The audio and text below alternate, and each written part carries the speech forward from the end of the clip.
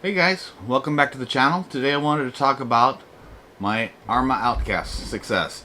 If you guys know my channel, this is a new vehicle for me, and I've only run it a couple of times so far, so I haven't done a whole lot to it, but I thought I'd talk to you guys about what I have done to it so far. So let me get the body off of here. So first off, I put the V4 center brace in there. I know you can cut this thing to fit over there, but I just took it off. You're not supposed to crash anyway, right? And I bought this off of eBay, so I didn't have to buy all the parts separately. I just bought it off of some guy, and it was basically at the same price as it would have been if I, well, a little less than if I would have bought it like from a hobby shop with all the parts. It wasn't that big of a deal. The wing did have to come loose. On the front here, this whole front section needs to come out.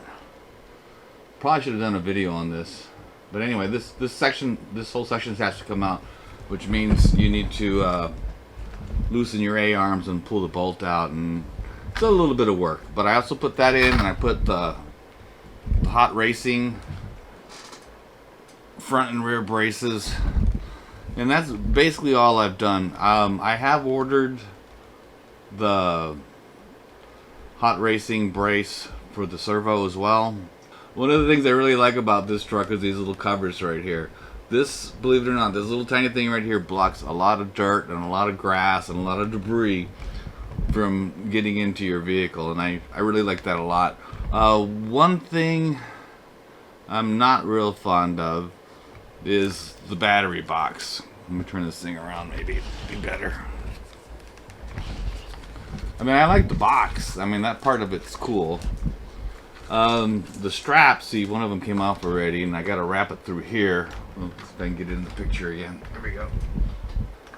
I gotta wrap it through this little slot right here, but there's this receiver box right there, and it's not a very easy task to do.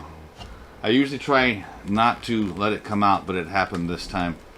Let me show you what a Techno strap looks like. So here's the Techno MT410. Looks kind of familiar because it has the same electronics in it, same tires as the Outcast. But check out the battery box. Let me get this closer again.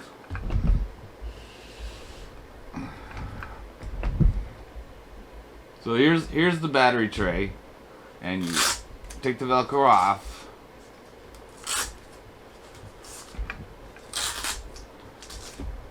And it comes straight out. That's so simple and so easy, and just as easy to put it back together. So what I think I'm going to do, let me get this out of the way again.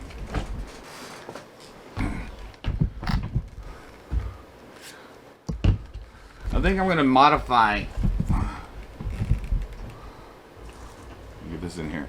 I think I'm going to modify this tray. The slots are already here, front and back, and this battery box should unscrew, so I can pull this battery box out and wrap that long strap from the Techno over there, and that'll make my life a lot easier.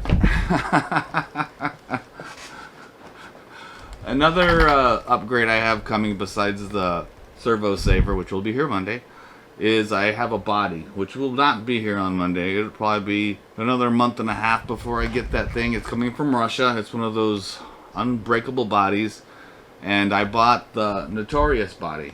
So I have a unbreakable Notorious body coming for this guy. Okay, so one issue I'm having with this truck is the dog bone on this output drive, it keeps popping out. I've probably had to put that back in at least 3 times. So if anybody has any suggestions on the issue here, let me know. Put it down in the comments. I did see a thing from Rich Duper Bash where they changed out drives, but I'm not having problems with any of the rest of them, just this one. So I'm sure it's probably some type of a setup issue. I'm sure it can't just be one that pops out, so it's got to be something, maybe this, something. If anybody has any suggestions, let me know. So after this, I guess I'm done talking now. It's time for some running footage. The running footage, I did use a different camera than I've normally used before.